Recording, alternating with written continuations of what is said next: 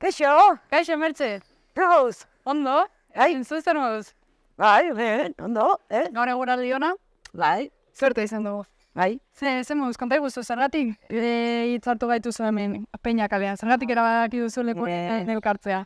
Kulturenetako bat da, Irunen, bai, asko maite dut kale hau. Nire bizitza zati bat hemen egin dut, eta gainera, Peña kalea, Jose Peñaren afera o bizitza asko gustatzen zen. Si tuviésemos que resumir tu vida sería un poco difícil porque quizás la entrevista se nos extendería demasiado, pero bueno, hace poco te veíamos, por ejemplo, en la Feria del Libro de Irún, ¿no? Presentando un nuevo libro y un nuevo trabajo. Háblanos un poco sobre él, porque quizás es lo que más reciente tenga la gente en la cabeza relacionado contigo. Pues en realidad el libro es como la conclusión de un proceso bastante largo, que empezó, sí, hay que hacer memoria, empezó cuando nos dimos cuenta de que en Irún no había nombres de calles de mujeres reales, solo había 2, y a través con Parean empezamos a trabajar eso en la comisión de calles. Luego pensamos cómo Parean consiguió nombrar varias calles con nombres de mujeres. Luego pensamos eso, cómo llevarlo, el trabajo que habíamos hecho de archivo, cómo llevarlo a otro lugar. Y entonces Parean organizó los paseos de la historia de las mujeres, lo trabajó con los colegios, tuvo mucho éxito. Y luego, en este último mandato del ayuntamiento, pensaron que eso también estaría bien, que hubiera un material escrito que se pudiera trabajar en las escuelas, en los colegios, en los institutos, y que todo el mundo, la idea era un poco que ese libro llegara a cada casa. Y para mí no fue mucho trabajo porque ya el trabajo ya estaba todo hecho, pero con la aportación de los dibujos de Alicia, Cintrián, yo creo que el libro ha ganado mucho. Y creo que a mí me da un poco de rabia porque no es un trabajo en profundidad, pero los trabajos en profundidad suelen ser más aburridos y este es más llevadero. Lo que podemos decir que ha sido un trabajo en profundidad, digamos, es toda tu vida, ¿no? Que siempre ha estado relacionada a este mundo de los libros de una manera u otra. Podemos decir que empezó con esa pasión por los libros, ¿no? Que eso sería un poco el inicio de lo que luego ha sido Mertxe Tranche. Bueno, el inicio, en realidad hay otro inicio que también es, yo creo que tiene que dar en la historia de Irún, que es, yo formé parte durante 10 años de la compañía Legal León, teatro, que fue una compañía puntera en el Estado español en cuanto a teatro de vanguardia, que de alguna manera sigue en Suiza a través de la compañía La Alacrán, y aquí en Irún sigue dando los talleres en el local de la calle Reina Fabiola, y yo estuve ahí 10 años. Eso lo compatibilicé, es verdad, durante un tiempo con la apertura de la librería Euskalo, con Dosune Urosolo en la calle La Rochepi, y luego a partir de ahí ya empecé a dar los talleres de literatura, luego la biblioteca, pero al principio hay que recordar a Legal León porque fue una compañía sobre la que se hicieron tesis universitarias, y ya nos hemos hecho todos un poco mayores y ya parece que eso no ha existido, pero es una compañía muy, muy importante. Y otro capítulo reseñable es ese de la librería Euskalo, ¿no? Me imagino que también estar al otro lado y atender a los clientes y así te aportaría también ciertos conocimientos y experiencias, sobre todo, ¿no? Relacionado con todo este mundo. Bueno, fue una experiencia maravillosa. No duró mucho, no porque no fuera bien, sino porque no alcanzábamos. Yo solo estaba dando clase, yo estaba en Legal León, no alcanzábamos, pero fue una experiencia fabulosa. Conocí a muchísima gente muy interesante de Irún. De hecho, ahí fue cuando empecé a interesarme por la historia de Irún, porque teníamos un sofá en la librería y entonces llegaba la gente, se sentaba y empezaba a charlar, y empezaba a charlar y decía cosas fantásticas. Y entonces a mí ahí, además gente muy interesante, yo sé, Mari Carmen García Rementería, pintora y restauradora, Luis Ezeizabarrena, maestro internacional de ajedrez, yo qué sé,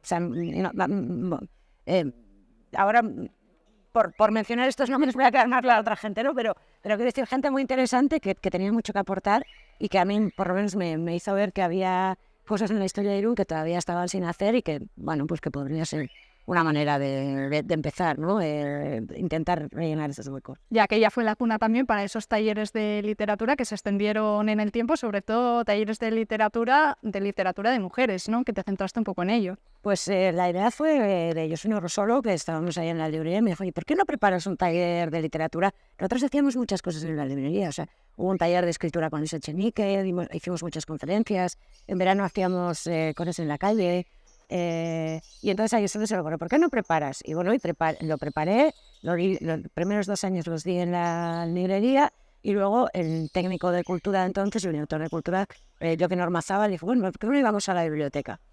Y luego cuando empezaron los departamentos de igualdad y las casas de mujeres en Guipúzcoa, pues empezaron a llamarme, porque en ese momento yo era la única persona que estaba trabajando sobre eso, ¿no?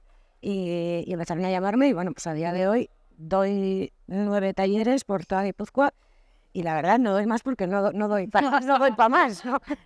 Ya es mucho 9 talleres, pero sí, llevo dándolos, pues este que empiece será el año 25. 24, 25 por ahí. Que no es poco. Y dentro de todo eso también has tenido tiempo a lo largo de tu vida por interesarte por lo que es la historia de Irún, ¿no? Sobre todo aquella parte que hasta que llegaste tú y te pusiste un poco a revolver todo no había sido descubierta o no había sido investigada, ¿no? Hombre, yo creo que sí había sido tanto descubierta como investigada. Lo que no había era levantado interés, porque el momento histórico es muy diferente. Ahora todos nos definimos como feministas, casi como en el saludo, hola, soy tal, soy feminista, ¿no? Pero en aquel momento, el año 98, 2000, bueno, yo la primera publicación fue del 2006, las que no eran así, éramos pocas y en la ciudad muy mal vistas. Y la mayor parte de los historiadores hasta ese momento habían sido varones.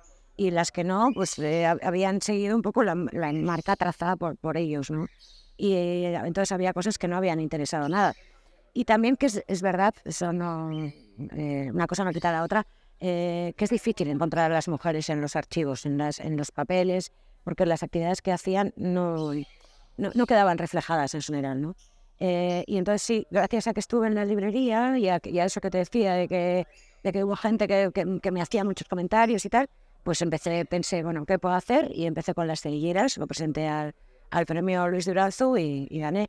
Y bueno, yo creo que una de las cosas más bonitas que me han pasado es ver en los últimos carnavales una pancarta, o sea, gente disfrazada de cerillera y con una pancarta Sindicato Feminista de Cerilleras, ¿no? Que ese descubrimiento del sindicato feminista sí que lo encontré yo, vaya, así como otras cosas me ayudó otra gente, eso sí, pues de las cosas más bonitas, que, bueno, pues un descubrimiento histórico menor, acabas formando parte de la cultura popular de la ciudad, ¿no? Eso es. Chulo.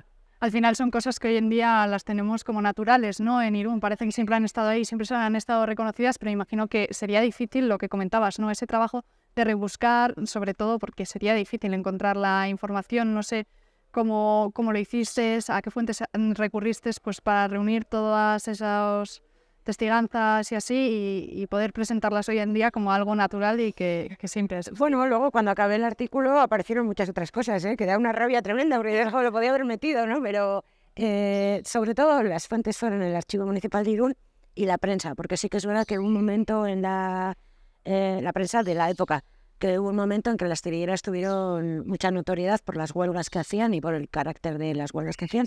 También era un momento, por ejemplo, el año 34, etcétera, que había mucha prensa, como el Mundo Obrero, prensa de izquierdas, y entonces era fácil rastrearles. Nunca aparecen los nombres, así como basta ser vocal de la Irún Guacheguiña para que tu nombre aparezca 200 veces en el periódico, los nombres de las mujeres no aparecen, pero al menos se les puede tratar como colectivo, ¿no? Entonces, yo creo que sí, que el caso de las cerilleras es un caso notable, que dice algo también sobre la ciudad, dice que en gran parte, yo creo que ahora le estamos poniendo un poco remedio, hemos vivido de espaldas al río, no la parte industrial, pero sí la ciudadanía, ¿no? Entonces, siempre hemos dicho que Irún no había tenido industria, resulta que había tenido una de las industrias más importantes de la provincia, ¿no? Una industria que duró más de 100 años y que dio trabajo, hubo momentos en los que daba trabajo a 600 mujeres. ¿Cómo consideramos el trabajo de las mujeres? Es otra cuestión, ¿no? Pues igual también por eso se decía que no había industria, porque ahí trabajaban sobre todo mujeres. Y sobre todo yo creo que ha ayudado a la hora de difundir todos estos nuevos descubrimientos los paseos históricos que realizas, ¿no? Al final es una forma de palpar lo que fue la realidad del pasado vista desde el Irún de hoy en día, ¿no? Por ejemplo. Sí, hombre, yo creo que ahí sí que colaboré a un cambio de perspectiva, ¿no? Porque tenemos ciudades preciosas, bonitas en el sentido estético, ¿no? Yarbi, Donosti, y Irún era como, bueno, pues aquí no hay nada que mostrar, ¿no? El Palacio de Arbeláez, la Casa Consistorial, el hospital y nada más, y con eso poco se puede hacer. Y yo pensé que se podía contar a través de la ausencia, o sea, que se podía también contar Irún a través de las cosas que deberían estar y no están, ¿no? Y por qué no están. Se podía contar eso. Entonces empecé haciendo unos paseos, pues yo creo que los primeros fueron en Fiestas de Moscú, que este año he hecho ahora también, ¿no? Unos paseos contando un poco las cosas que había encontrado en el archivo y que a mí me habían ido llamando la atención y buscando, Y eso se fue transformando después, pues luego en paseos de mujeres, o el contar el ensanche, a través de la figura de Policarpo Bastola, que es mi favorito, o en contar pues, el río o la frontera. Ahora apenas hago ya, ¿no? Porque, bueno, pues, no me da la vida. Pero he hecho ahora en Fiestas de Moscú y luego sí que hemos hecho, pues sí que hicimos la serie de los paseos de las naciones. Pero ya eso lo hace Parean. Como ya está el texto, digamos, ya está guionizado, pues eso ahora con los colegios, creo que ha hecho más de 30 este otoño-invierno, este invierno-primavera, los hace Parean. Yo ya no doy para más. No se puede dar a todo y hoy en día, por ejemplo, te vemos dentro de la biblioteca de Irún, ¿no? Entre las estanterías, no sé cómo te encuentras en este nuevo papel. Al final, lo que hemos comentado, ¿no? A lo largo de tu vida has pasado por diferentes etapas relacionadas con los libros. No sé cómo se encuentra una, pues eso, asesorando a la gente o un poco entre estanterías. Bueno, es la felicidad, ¿no? Es la felicidad, tener ese trabajo. Yo nunca habría soñado con tenerlo, o había soñado, pero no veía el camino.